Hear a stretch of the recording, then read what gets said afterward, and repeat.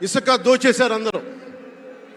అడిగిన వాళ్ళని, కిషన్ అనే రిపోర్టర్ని చిత్తూరులో చంపేశారు. ఇక లా అండ్ ఆర్డర్ దృష్టికి వస్తే ఆంధ్రప్రదేశ్ హైయెస్ట్ గాంజా క్యాపిటల్ అయిపోయింది. New drug capital of India అయిపోయింది ఆంధ్రప్రదేశ్. రాజ్యసభ హోంశాఖ సహాయ మంత్రి శ్రీ అజయ్ కుమార్ మిశ్రా గారు 2019 ఒక ప్రశ్నకి సమాధానంగా 2019-2021లో 30,196 ఆడవాళ్ళు అదృశ్యమయ్యారని చెప్పి స్వయాన రిపోర్ట్ చేశారు. 7,918 మంది 18 ఏళ్ల లోపు యువతులు, 22,278 మంది 18 ఏళ్ల దాటిన యువతులు. దీనికి ఒక్క స్పందన లేదు ఈ ప్రభుత్వం నుంచి. ఒకవైపు ఆత్మనిర్భర్ భారత్గా, సెల్ఫ్ రిలయంట్ భారత్గా ఎక్కడి నుంచో విదేశాల నుంచి వచ్చిన సంస్థలు భారతదేశానికి వస్తుంటే ఆంధ్రప్రదేశ్కి రావాల్సిన సంస్థలు పారిపోతూ ఉన్నాయి. 2,200 కోట్ల పెట్టుబడితో సంస్థ హైదరాబాద్ తరలిపోయింది. Amar Raja, Franklin Templeton, Reliance electric unit ఇవన్నీ ఈరోజు వెళ్ళిపోయినాయి ఆంధ్రప్రదేశ్ నుంచి. పారిశ్రామిక ప్రగతి ఒకప్పుడు 2019లో 10.24% ఉండగా ఈ రోజున -.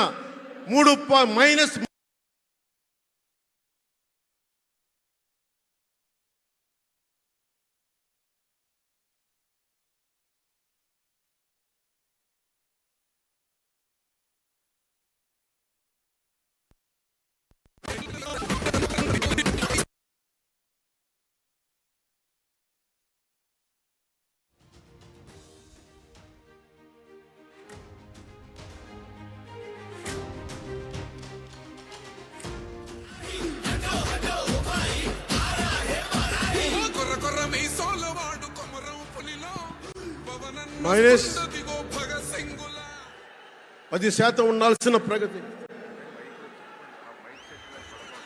దయచేసి మీరు అందరూ మైక్ సెట్ మీద పడకుండా దూరంగా వెళ్ళండి. అందరూ దయచేసి మీ ఉత్సాహం రాష్ట్రం వైపు చూపించండి, దేశం వైపు చూపించండి. మైక్ సెట్ మీద పడితే మనకి మాట్లాడటానికి ప్రధానమంత్రి గారు విలువైన మెసేజ్ ఇస్తారు. దానికోసం మైక్ మీద పడకుండా, కన్సోల్ మీద పడకుండా దయచేసి అందరూ అక్కడున్న యువకులు అందరూ దయచేసి ఒత్తిడి చేయకుండా వెనక్కి వెళ్ళండి. ఆంధ్రప్రదేశ్ నెగిటివ్ గ్రోత్ పోతా ఉంది.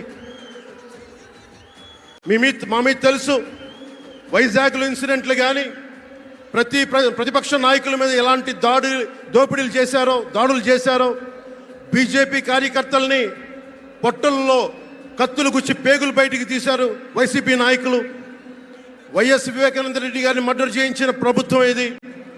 సిబిఎన్ గారిని ఇబ్బంది పెట్టిన ప్రభుత్వం అరెస్ట్ చేసి నన్ను స్వయాన అనేక పర్యాయాలు అడ్డుకున్న ప్రభుత్వం ఇది. ఈ ప్రభుత్వం పోవాలి.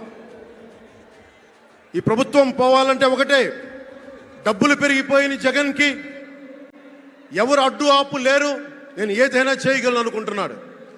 రావణాసురుడు కూడా ఒకటే అనుకున్నాడు, నా చుట్టూ బంగారంతో కట్టిన లంక ఉంది, వజ్రాలతో వైడూర్యాలతో ఉన్న పుష్పక విమానం ఉంది, ధీరులు సూరులు మంది మార్బలం ఉన్నారు అనుకున్నాడు. నన్నేం చేయగలడు అనుకున్నాడు. నార చీర కట్టుకొని నేల మీద నిలబడి శ్రీరాముడు బాణంతో చంపేశాడు. రాష్ట్రాన్ని రావణ కాష్టం చేసిన అయోధ్యకే రాముణ్ణి తీసుకొచ్చిన శ్రీ మోదీ గారు ఇక్కడ ఉంటే, రాష్ట్రాన్ని రావణ కాష్టం చేసిన చిటికిని వేరంత రావణాసురుణ్ణి తీసేయడం అంత కష్టమా? నేను తాడేపల్లి గుడి సభలోనే చెప్పాను, ఇక్కడ నుండి నేను దేవదత్తం పూరిస్తున్నానని. అర్జునుడు పూరించిన శంఖం దేవదత్తం అంటే, నేను దేవదత్తం అన్నాను కానీ పాంచజన్యం అనలేదు. అది పూరించాల్సింది ద్వారకలో ఉన్న శ్రీకృష్ణుడే. అక్కడి నుండే మోదీ గారు పాంచజన్యాన్ని వచ్చిన మోదీ గారు, గుజరాత్ ద్వారక నుంచి వచ్చిన శ్రీ మోదీ గారు ఈ కురుక్షేత్ర యుద్ధం కోసం పాంచజన్యాన్ని పూరిస్తారు. ఇక్కడ జరగబోయే ఎన్నికల కురుక్షేత్రం, ఈ యుద్ధం ఫలితం ధర్మందే విజయం, పొత్తుదే గెలుపు, కూటమిదే పీఠం. ధర్మందే విజయం, పొత్తుదే గెలుపు, కూటమిదే పీఠం. జై హింద్.